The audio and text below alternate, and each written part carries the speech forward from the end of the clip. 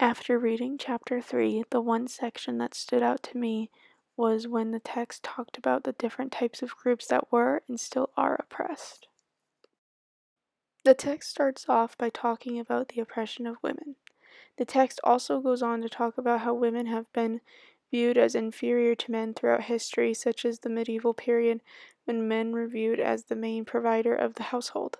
The text also talks about how women had little to no legal protection in the medieval period. The text also explains that throughout history, religious customs also had people view women as inferior to men. The text then goes on to talk about the oppression of Native Americans throughout history. The text talks about how Native Americans were killed by diseases that were spread by white settlers. This really hurt the Native American population.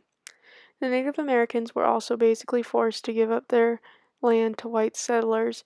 The white settlers tricked the Native Americans into giving up their land and ways of doing things.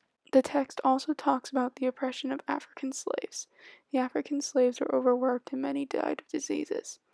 The African slaves were also forced to work in awful conditions. Laws were also put in place that any white person could punish a slave, even poor white people could partake in this law without the permission of the slave's owner. The last group that the text talked about was white poor people. A lot of them fell ill to alcoholism, and a lot of them had other disabilities, such as mental illness and other physical disabilities. They were also called names such as human waste, rubbish, or white trash. Alright, now my opinion on this topic is that I think discrimination or oppression in this country is awful, and I hope that eventually it will end in this world.